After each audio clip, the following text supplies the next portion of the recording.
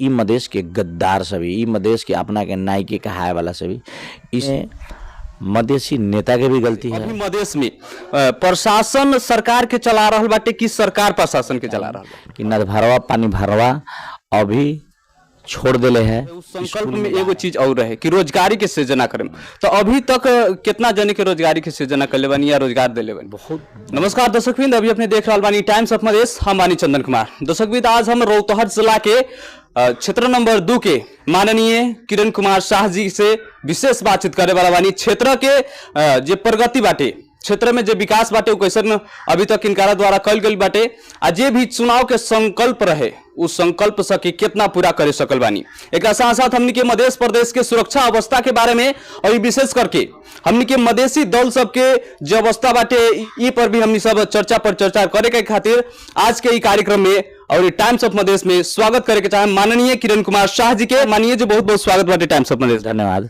अपने को धन्यवाद है। माननीय जी, जब अपने स्वतंत्र से उम्मीदवारी देनी, जनता विश्वास कैलन आ जनता अपन पूर्ण रूप से मत देके अपने के स्वतंत्र उम्मीदवार के रूप में निर्वाचित भी करेलन, लेकिन अभी जब निर्वाचित भेला के बाद माननीय किरण कुमार शाह जी के पार्टी के सपोर्ट की जरूरत काहे पड़ गई? सबसे पहला अपने के धन्यवाद देवेला चाहे छी। वास्तव में अपने कहलिए कि इलन के जनता अपने के स्वतंत्र निर्वाचित कैलक और निर्वाचित होला के बाद में कोनो पार्टी के समर्थन के आवश्यकता काहे पड़लक। हम अपने के प्रश्न पारेला चाहे छी कि वास्तव में देश संघीय व्यवस्था में प्रवेश कर गए है और ओकरा माथत में चल रहा है और दलीय आधार पर देश के राजनीतिक नेतृत्व हो रहा है। हमने सब देख ली इस क्षेत्र के स्थिति बहुत भयावह जर्जर स्थिति। शिक्षा में देखल जाए तो नेपाल के ही सबसे पिछड़ल क्षेत्र ये रोहतहट निर्वाचन क्षेत्र नंबर 2 है और विकास में भी देखल जाए तो वह हालत है और सुशासन के मामला में देखल जाए तो सबसे जर्जर स्थिति है। इस सारा विषय वस्तु के समेटे के लिए हमने देख ली कि स्वतंत्र जितला के बाद में जब तक हमनी सभी ये क्षेत्र में विकास और समृद्धि और सुशासन लागू न करे सक्षम और हमनी सभी जो संकल्प ले रही पढ़ाई कमाई दवाई सिंचाई के ये सब जितला के बाद में हमने देख ली सदन में गेला के बाद में कि अकेले सांसद ओलंग कुछ न कर सकले, वास्तव में कुछ करे के लिए समूह के जरूरी पड़ल। वही हिसाब से हमनी सभी एगो पार्टी के साथ सहयोग लेके समर्थन हमनी कले बाड़ी। हमनी सभी निश्चित रूप से अपने देखे थे वो पार्टी के समर्थन करके और हमनी सभी वही हिसाब से आगे बढ़ रहा छी और विकास समृद्धि सुशासन के लिए हमनी प्रतिबद्ध छी और हमनी आगे बढ़ रहा छी और जनता के जो भी समस्या है ओकरा समाधान हेतु हमनी सभी नेकपा एमाले के समर्थन करी और अभी भी अपने देश में देखम तो अग्रगामी और विजन वाला पार्टी हमारा नेकपा एमाले लागल। वही हिसाब से हमनी सभी समर्थन कैले बड़ी, उनमें कोनो दो मत के नहीं बात नहीं खे। ये माननीय जी, जैसे कि अपने निर्वाचित भईनी उस समय जे अपने के रैली निकलल रहे शुभकामना देवे के लिए जनता लोग के, उ रैली में हम एगो अंतर्वार्ता अपने साथ कहनी। वो अंतर्वार्ता में अपने कहनी कि जब हम निर्वाचित होके अब आ गए बानी तो ई क्षेत्र नंबर 2 के जितना भी जनता बाटे ई ढूक हो जाओ कि क्षेत्र नंबर 2 में अब शिक्षा में परिवर्तन आई, कहे से घास काटवा नाद भरवा शिक्षक लोग के अब या तो स्कूल छोड़े के पड़ी या तो नाद भरे वाला काम आ घास काटे वाला काम छोड़े के पड़ी। तो अभी तक वैसा परिवर्तन ही क्षेत्र नंबर 2 में देखे के नहीं मिलल। तो माननीय किरण कुमार शाह जी असफल बाटे कि केहू लोग असफल कर रहा बाटे? नहीं, न किरण कुमार शाह असफल है न लोग कोनो असफल हमरा करावे चाह रहा है।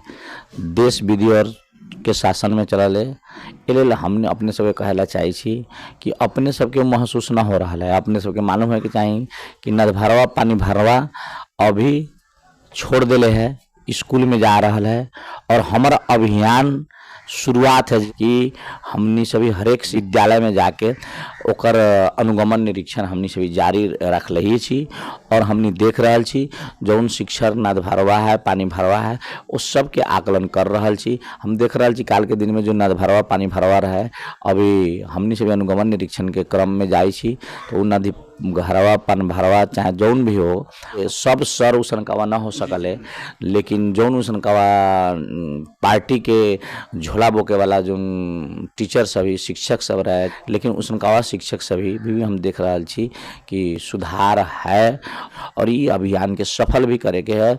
और अपने से भक्खर 2 दिन अगाड़ी अपने सुनले हम कि गुणस्तरीय शिक्षा को लागी अभिभावक की भूमिका, व्यक्तित्व कला प्रतियोगिता भी स्नात नगर पालिका स्तरीय और प्र सबके सम्मान करे के भी कार्यक्रम रखले रही। काहेला कि वास्तव में प्र सबके अगर अच्छा काम कर रहे है तो ओकरा सम्मान करे के पड़ते। तो अभी हमनी सब स्कूल के प्र सबके अभी हमनी सम्मान कर रहा छी कि कम से कम उस सम्मान के लाज दे राखे और समय पर अपने भी उपस्थित होके और शिक्षक सबके भी समय में उपस्थिति करा के विद्यार्थी भाई बहनी सबके गुणस्तरीय शिक्षा लागू करे। से हिसाब से हमनी सभी व्यक्तित्व कला प्रतियोगिता मार्फत हमनी सभी आगाड़ी बढ़ा रहा छी। अपने ढुक कर रहू। अभी हमारे 1 साल 15 दिन भेल है आजू। अब हम अपने के यह बात कहना चाहे छी कि निश्चित रूप से आवे वाला 5 वर्ष के भीतर में हम अपने सबके बीच में जो प्रतिबद्धता कर रही पढ़ाई के लेल, गुणस्तरीय शिक्षा लागू करे के लेल या कमाई के लेल या दवाई के लेल या सिंचाई के लेल, इस सब चीज़ पूरा होई। हम अभी भी दृढ़ संकल्पित छी। हम तैको हारल नहीं छी। इमें अपने ढुक रहो कि वास्तव में हमनी सभी इतिहास के बदले के है और क्षेत्र के काया पलटे के है। विकास समृद्धि सुशासन के लिए हम हर वक्त हर समय प्रतिबद्ध छी। हम आगाड़ी बढ़ रहा छी। माननीय जी, जैसे चुनाव के समय ही अपने के संकल्प रहे, उस संकल्प में एगो चीज और रहे कि रोजगारी के सृजना करें। तो अभी तक कितना जने के रोजगारी के सृजना कर ले बनी या रोजगार दे ले बनी? बहुत बढ़िया समय सांदर्भिक अपने प्रश्न रख ली है। हम अपने सबके वास्तव में रोजगारी के सृजना के अर्थ रहे हमारा एजेंडा में कमाई, पढ़ाई और कमाई के विषय में अपने कहा जाए देश की स्थिति बहुत भयावह स्थिति है, रेड जोन में है, अर्थतंत्र की एकदम खराब स्थिति है। जो के चलते हमनी सभी कहले रहे कि कुछ लोग के हमनी सभी रोजगारी सृजना होई और अपने सबके व्यवस्था होई। जो हमने स्टेज से नाम भी रख ले रही। हमनी के क्षेत्र में एगो मैक्स फार्मास्यूटिकल कंपनी रहे जोन फार्मास्यूटिकल उद्योग खुली और उमें हमनी के क्षेत्र नंबर 2 के जनता सभी उमें जे ओकरा लायक रही उनकरा सबके रोजगारी हुई। पार्टी और जाति से ऊपर उठ के कोई भी पार्टी के व्यक्ति भरना ना करके, जाति के भरना ना करके ओई कंपनी में योग्य और सक्षमता के आधार पर ओकर योग्यता के आधार पर वो फैक्ट्री में लोग के नौकरी लागी और काम करी।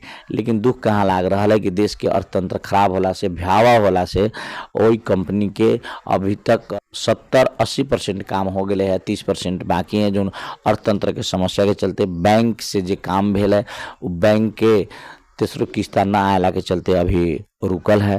हमारा पूर्ण विश्वास है कि वो फैक्ट्री के काम संपन्न होते मात्र हमनी के क्षेत्र के जे कमाई के सवाल में या रोजगारी देवे के सवाल में वो संपन्न हुई।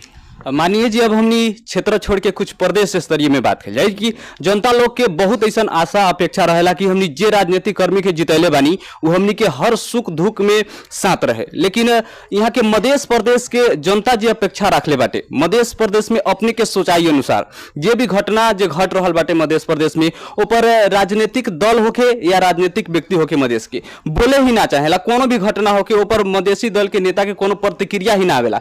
वास्तव में मध्य प्रदेश एक नमूना बने के चाहिए। लेकिन मध्य प्रदेश में जो राजनीति करे वाला है, जो अपना के मसीहा कहावे वाला है, उस सब मधेसी एजेंडा के छोड़ के और राष्ट्रीय एजेंडा जे पकड़े कोशिश कैलक। एक नेतृत्व पंक्ति के में सुधार होना जरूरी है। दल से गत हिसाब से ऊपर उठ के, पार्टी और जाति से ऊपर उठ के निष्पक्षता में अगर जाए तो हमारा लाग रहा है कि ये क्षेत्र मध्य प्रदेश के विकास को न रोक सकल है।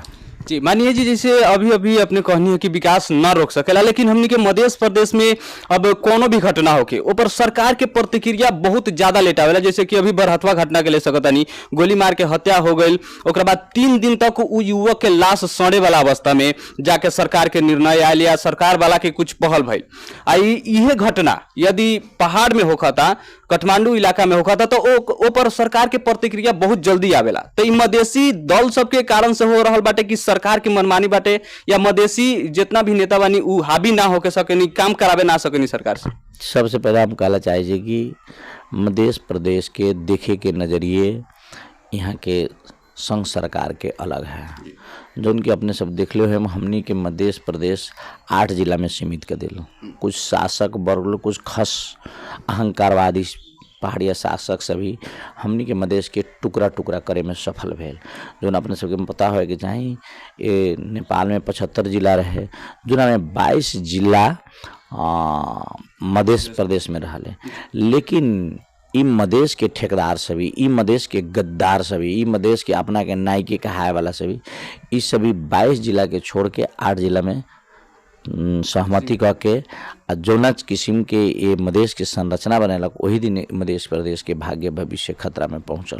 तो ये इनमें मधेसी नेता के भी गलती है और ऊपर के खस अहंकारवादी जो शासक सब है वो सब के भी बहुत लम्हा गलती है। अब जहाँ तक कहलिए कि सरलाही के घटना तुरंत आवे के चाहे उन ना अलग, तो आज से ना अपने देख लो हैं उहे सीके राउत जी जब मधेश के स्वराज मांग करते रहे तो ओकरा विभिन्न किस्म के यत्न और संघर्ष झेले के पड़ल। लेकिन वही लंग आंग का शेरपा इस देश के हरेक हिसाब से विखंडन करे में अभिव्यक्ति दे रहा है या धार्मिक सहिष्णुता भड़कावे में अभिव्यक्ति दे रहा है, तो इस सरकार निरीह वर्ग देख रहा है। इसलिए हम अपने सबसे आग्रह करे कदी चाहे कि वास्तव में मधेश के लोग सब में जब तक सचेतना न हो सकी, जब तक सचेत तबका से ऊपर उठ के आगाड़ी न बढ़ सकी, तब तक मधेश के जो हेपहा प्रवृत्ति है, चेपहा प्रवृत्ति है, वो हमनी के ऊपर होते रही। एकरा लेल असल और स्वाभिमानी और ईमानदारिता के साथ, लगनशीलता के साथ, मेहनत के साथ जब तक हमनी सभी आगाड़ी न बढ़म तब तक मधेश के विकास और समृद्धि और सुशासन प्रति प्रतिबद्ध न हुई सरकार। और सरकार के घोड़ा टुकावे के लेल, मधेश के स्वाभिमान पहचान के रक्षा के लेल सरकार के भी अपने के झुकावे के पड़ी। ओकरा लेल हमनी सबके अपने खुद अपने आप के कर्म अच्छा करे के पड़ी, तभी हमनी सभी सरकार के झुका सकेले। जी माननीय किरण कुमार शाह जी के दृष्टिकोण से अभी मधेश में प्रशासन सरकार के चला रहल बाटे कि सरकार प्रशासन के चला रहल बाटे? अभी तो अपने देख रहल छी कि ई सरकार जनमारा सरकार है, निर्लज सरकार है। इस सरकार के कोई भी आदमी के अनुभूति न हो रहा है कि यहाँ सरकार है। अपने देख ले हुए दिन दहाड़ी घर में घुस घुस के प्रहरी के गोली द्वारा नेपाली नागरिक के हत्या होना ही दुखद बात है। अब जहाँ तक कहे छी कि प्रशासन सरकार के चला रहा है कि सरकार प्रशासन के चला रहा है, तो यहाँ तो अभी हम देख रहा जी ब्यूरोक्रेट हावी है, सरकार लाचार है, सरकार नेतृत्व विहीन अवस्था बना दिले है। कहाँ हम बोले चाहे छी कि जैसे काठमांडू के घटना घटल, लेकिन ओलन के सुरक्षा प्रमुख सब खुलेआम मीडिया में कह रहा है कि ई देश और राष्ट्र के हमनी सब कंट्रोल करेला चाहे छी, लेकिन हमनी के कंट्रोल से बाहर है। जोना के चलते ये देश में बहुत ज़्यादा जर्जर स्थिति और समस्या है। और उतने ना अपने सबके बाल कुमारी की घटना एगो बहुत दर्दनाक और खौफमय घटना है। अब एक आंदोलनकारी के सीधा छाती में और टाउकों में गोली मारना ही देश राष्ट्र के लिए बहुत दुखद बात है। ये लोकतंत्र गणतंत्र नहीं, तरानाशाही और तानाशाही हो गए हैं। और प्रशासन के बाद जहाँ तक कलिए प्रशासन हमारा लाग रहा है कि इस सरकार के लाचारपन के चलते और सरकार के अपना कमी कमजोरी के चलते अभी सरकार प्रशासन का ना प्रशासन सरकार के चला रहा है। मानिए जी यहाँ के जे अभी अवस्था बाटे हमनी के देश के, इ देश के अवस्था के देख के अपने के का लाग रहल बाटे कि इ गणतंत्र बाटे कि माओवादी तंत्र बाटे? ये अपने के हमनी सभी अभी के अवस्था देखम तो कानूनी हिसाब से कहल जाए तो संघीय लोकतांत्रिक गणतंत्र है, लेकिन व्यवहारिक पक्ष में देखल जाए तो एक कहीं न कहीं संघीय लोकतांत्रिक गणतंत्र के लागू करने में बहुत चुनौती और संघर्ष भी है। वो चुनौती और संघर्ष के कारण एक एगो हो सकले कि व्यवस्था के प्रति के तृष्णा जनता के, अब जनता में अपने सभी व्यवस्था के फाले के लेल जनता में विभिन्न एजेंडा बतैली और वो एजेंडा के विरुद्ध में काम कर रहा है इस सरकार सभी। जैसे इस सरकार के नेतृत्व करे वाला काल के दिन में विगत लंबा समय में ये सब जब दलीय हिसाब से आगे बढ़त रहे तो सब दल के एगो एजेंडा रहे, पढ़ाई, कमाई, दवाई, घास बास के गारंटी। तो आपने देख लो व्यवस्था इतना फैला गेल, लेकिन अवस्था ज्यों के त्यों है। तो ये व्यवस्था के फाले वाला सभी आज के डेट में कौन अवस्था में कहाँ है, कथी कर रहा है, उस सब के मन मर गए है, एल मर गए है। जुन गोरु आए काने चिड़े को जस्तो।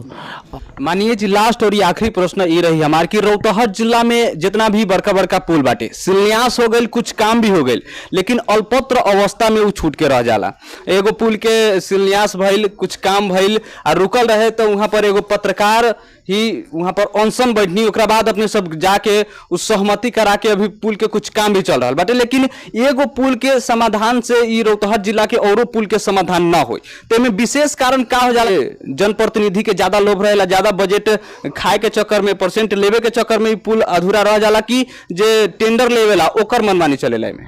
ना, आपने बहुत समय सांदर्भिक अपने क्वेश्चन रख ली है। वास्तव में रौतहट में 2-4 गो पुल है जो वर्षों वर्ष लंबा इतिहास 12, 14, 15 वर्ष से वो पुल सब है जो नरपत्र अवस्था में है। हम अपने सबके जो चुनाव लड़ते रही तो बहुत किस्म के हमने सभी विश्वास जनता में दे रही नहीं, तो इससे पहले का जनप्रतिनिधि से भी कोनो चासो न रहा, लेकिन हमने सभी जीते से पहले से चासो देखले रही और हमने सभी अनुगमन करे जाए, निरीक्षण करे जाए, ठेकेदार से बतुआई, नेपाल सरकार से बतुआई, फिर भी नेपाल सरकार के प्रतिनिधि होला पर काम में और न होला में बहुत फर्क पड़ल।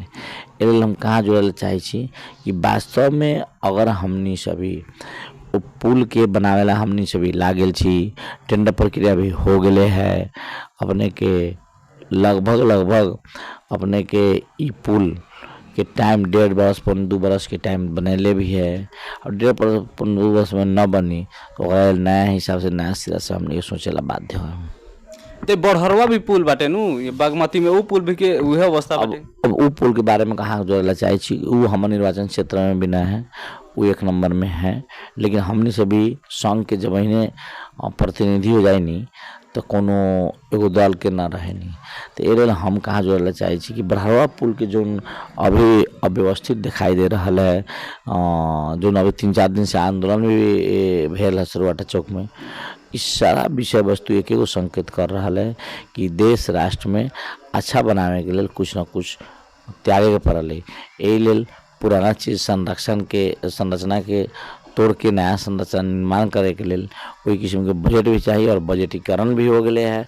और जहाँ तक हमके 1 नंबर पुल माधव नेपाल जी के क्षेत्र में होला के चलते उनकरे भौतिक पूर्वाधार मंत्रालय होला के चलते उनकरा जोर शोर से ला के वो काम करें, कार्यक्रम आगाड़ी बढ़ावे के चाहिए, लेकिन कोना गतिविधि के कारण ढिलाई भेल है पुल के ही जवाब दियन। लेकिन हमारा क्षेत्र के पुल के हमनी सभी टेंडर प्रक्रिया आगाड़ी बढ़ा दिले जी और निश्चित रूप से अपने विश्वस्त रहो कि ये पुल के टिकुलिया बकैया पुल के समय में संपन्न करवाए से हम अठोट और विश्वास दिवावेला चाहिए। समय देने एकरा खातिर धन्यवाद। धन्यवाद। दर्शकवृंद, अभी हमनी बात करत रहनी है महिला सामाजिक मामला समिति के सभापति तथा स्वतंत्र सांसद माननीय किरण कुमार शाह जी से बहुत अच्छा बातचीत भइल है। ई वीडियो में रउआ सब उनकर पूरा प्रतिक्रिया देख सकतानी। अगिलका वीडियो में मिले के वादा करत आज के वीडियो से हम चंदन कुमार लेबे के चाहम देखत रही टाइम्स ऑफ मधेश। नमस्कार, जय नेपाल।